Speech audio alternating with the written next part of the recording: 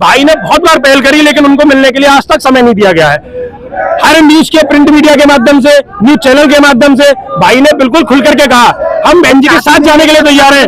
वो हमारी परम आदरणीय है, वो हमारी आइडियल नेता है, लेकिन कोई परिवार का मुखिया ही नहीं चाहेगा हमारे बच्चे हमसे दूर हो जाए। मीडिया को लेके जाइए, साथ में मीडिया को साथ ले जाइए। अगर बहन जी मना करती ना, माननीय बहन जी को सर्वोच्च मानते हुए कहा है अगर ऐसी जरूरत पड़ेगी, अगर समाज को लगेगा कि हमें बहन जी से जाकर के बहन जी के द्वार पे बैठना चाहिए, जब तक बहन जी हमें अनुमति नहीं देंगी तो हम वो भी करेंगे।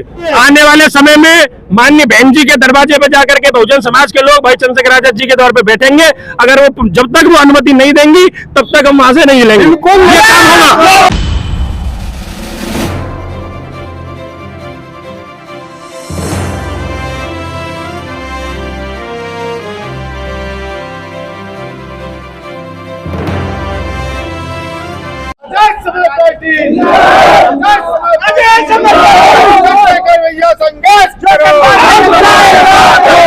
जाएगा जो संबंध से टकराएगा, जो संबंध से टकराएगा।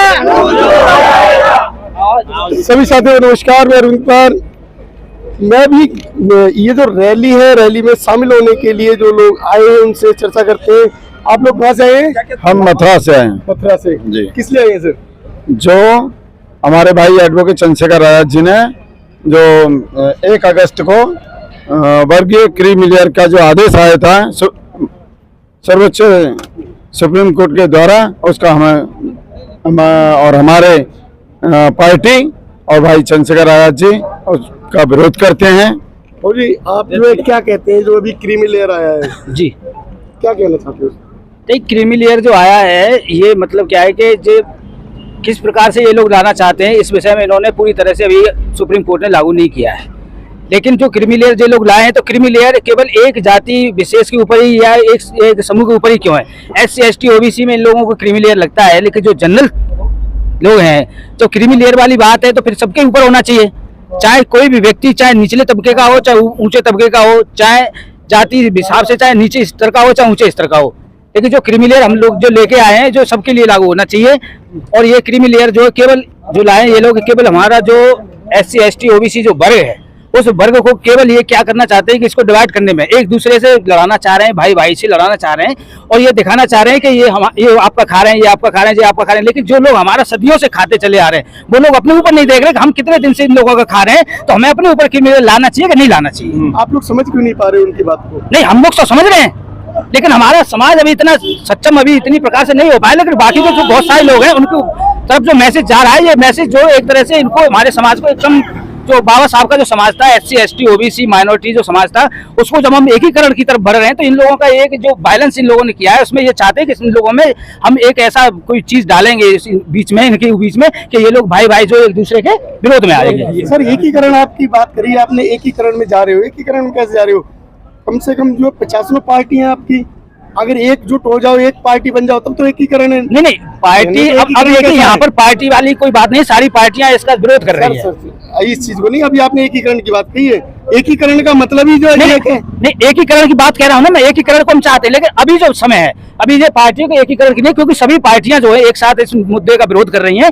जो सुप्रीम कोर्ट के द्वारा ये लोग इस तरह का जो बात लेकर के आए हैं ये केवल SC ST OBC और माइनॉरिटी समाज जो है इसके विरोध में है और ये लोग जो पीछे के रास्ते से इस तरह का काम कर रहे हैं इसको इस देश का बहुजन समाज जो है बिल्कुल भी सहन नहीं करेगा और उसके लिए चाहे किस प्रकार का भी आंदोलन करना पड़े उसके लिए पूरा बहुजन समाज तैयार है। किस तरीके से तैयार है? आप लोग जो पार्टियों में जब तक बटे रहोगे, अलग अलग संगठनों में बटे रहोगे, बात केवल एक संगठन की करोगे तो नहीं एकजुट हो पाओगे।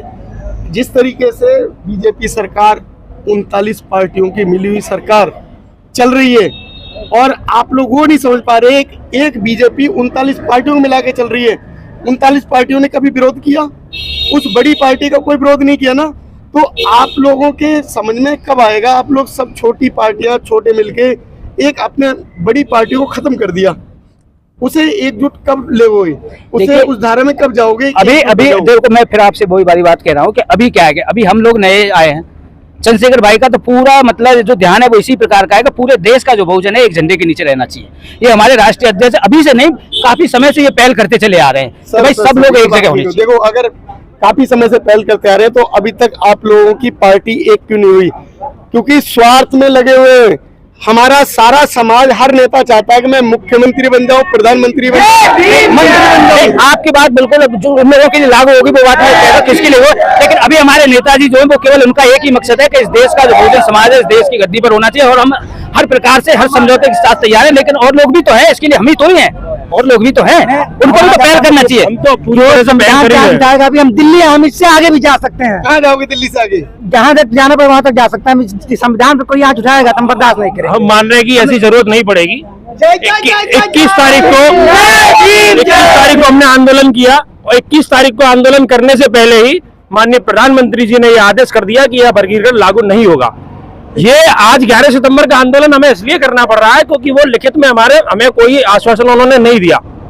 जब तक ये पार्लियामेंट के द्वारा अध्यादेश पास होकर के, जब तक ये माननीय सुप्रीम कोर्ट को द्वारा पास किया गया आदेश वापस नहीं होगा, तब तक ये हमारा आंदोलन चलता रहेगा।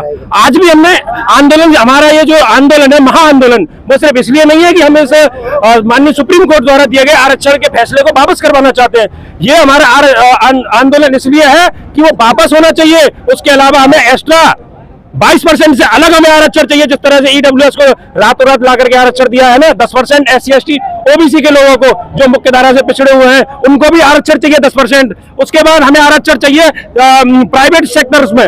प्राइवेट सेक्टर में SC ST OBC के लोग है नहीं, तो वहां हमें आरक्षण चाहिए। ये आंदोलन है जातिगत जनगणना को लेकर, ये आंदोलन है प्रमोशन में आरक्षण को लेकर के। प्रमोशन में आरक्षण ना होने की वजह से आज बहुजन समाज के लोग एकजुटता के लिए नहीं है, यह एकजुटता के लिए है। एकजुटता आप जान रहे हैं कि 21 तारीख को जो आंदोलन था वो किसी पार्टी ने नहीं बुलाया था, किसी संगठन ने नहीं बुलाया था, एसपी ने बुलाया था। वो 21 तारीख का आंदोलन बहुजन समाज ने बुलाया था। बहुजन समाज को बुलाने के बाद में उसका बहुजन समाज पार्टी ने समर्थन किया। जब उसका बहुजन समाज पार्टी ने समर्थन किया, सभी ने समर्थन किया, तो हम भी बहुजन समाज से अलग नहीं है। उसका भीम आर्मी ने समर्थन किया, आजाद समाज पार्टी ने भी उसका समर्थन किया। दोनों पार्टियां मिलकर सभी बहुजन बिल्कुल समाज एक साथ पूरी तरह से तैयार है, पूरी तरह से। भाई तो हर मंच पर पहल करते रहते हैं। वो तो बहन जी के बारे में कहते रहते हैं कि भाई हम तो साथ में आने के तैयार हैं। अब आपके दो आप बहन जी से बात कर लीजिए, भाई चले जाएंगे पार्टी में। भाई साहब बहु जी, इन्होंने कहा बहन जी से बात कर लीजिए। अगर भाई सहारनपुर से दिल्ली आ सकते हैं तो क्या जो दिल्ली से लखनऊ नहीं जा सकते? बिल्कुल देखिए जा सकते हैं। लखनऊ गए हैं, बहुत बार धरना भी दिया है। आपने कभी उन्हें 69,000 शिक्षक भर्ती में हमने भी धरना दिया। भाई चंद्रशेखर आजाद जी के साथ हम लोग भी गए थे। आपने किसी चैनल पे कई वीडियो ऐसी सुनी है, कहीं देखी है कि भाई लखनऊ गए बहन जी के निवास पे, यहाँ जाके बहन जी अनुमति तो करें कोई। अब हम किसी के भाई बच्चा करता है, हाँ, हम आपकी बात से बिल्कुल सहमत हैं। हमारे राष्ट्रीय अध्यक्ष आदरणीय चंद्रशेखर आजाद जी बिल्कुल पहल कर रहे हैं। बहुत बार उन्होंने भाई जाए यहाँ से, बहुत बार उन्होंने माननीय बहन जी के पास, जैसे अखिलेश के पास गए, जैसे राहुल गांधी के पास गए, जैसे संगठन में गए, उसी माननीय बहन जी के पास सर, माननीय बहन जी इस बहुजन समाज की सर्वोच्च नेता है। उनसे मिलने के लिए डायरेक्ट ऐसा तो है नहीं आपका हमारा घर है कि जा करके मिलने का। उनसे मिलने के लिए पहले परमिशन लेनी पड़ती है, उनको देनी पड़ती है। लेनी पड़ेगी चंद्रशेखर जी को नहीं लेनी पड़ेगी, लेकिन उन्हें बताना पड़ेगा कि मैं मिलना चाहता हूँ। उसके बाद उन पर समय होगा तो बताएंगी। भाई ने बहुत बार पहल करी, लेकिन उनको मिलने के लिए आज तक समय नहीं दिया गया है। हर न्यूज के प्रिंट मीडिया के माध्यम से, न्यूज चैनल के माध्यम से भाई ने बिल्कुल खुल करके कहा हम बहन जी के साथ जाने के लिए तैयार हैं। वो हमारी परम आदरणीय है, वो हमारी आइडियल नेता है। लेकिन कोई परिवार का मुखिया ही नहीं चाहेगा हमारे बच्चे हमसे दूर हो जाए। चाहती नहीं है, चाहते हैं आप चाहते हैं? वो बात आपकी बिल्कुल सही है, लेकिन यहाँ पर परिवार को ऐसा करना चाहते हैं ना। हम तो चाहते हैं कि हमारा परिवार बना रहे। हम तो कई चैनलों पर भाई का इंटरव्यू देख चुके हैं जिसमें उन्होंने कहा है कि हम भाई निरंतर कहना अलग होता है, करना अलग होता है। जब उन्हें रोक नहीं सकता कोई, जब कोई रोक नहीं सकता तो फिर रोक क्यों रहे? वो कह क्यों रहे? बिना कहे आप खुलेआम जाइए, मीडिया को लेके जाइए, साथ में मीडिया को साथ ले जाइए। अगर बहन जी मना करती ना तो पूरी तरीके से बहन जी का बहिष्कार कर दो। अगर बहन जी मना करें, सर आपके चैनल के माध्यम से हम ये भी बता दें कि अभी हमने अनुमति के साथ कहा है माननीय बहन जी को सर्वोच्च मानते हुए कहा है, अगर ऐसी जरूरत पड़ेगी, अगर समाज को लगेगा कि हमें बहन जी से जाकर के बहन जी के द्वार पे बैठना चाहिए जब तक बहन जी हमें अनुमति नहीं देंगी, तो हम वो भी करेंगे। तो उसको भी करने के लिए तैयार, वो भी करने के लिए तैयार है। इस तरीके से कर रहे हो, इसी तरीके से एक आंदोलन बहन जी के निवास आने वाले लखनऊ होना चाहिए। आने वाले समय में माननीय बहन जी के दरवाजे पे जाकर के बहुजन समाज के लोग भाई चंद्रशेखर आजाद जी के द्वार पे बैठेंगे। अगर वो जब तक वो अनुमति नहीं देंगी तब तक हम वहां से नहीं लेंगे। ये काम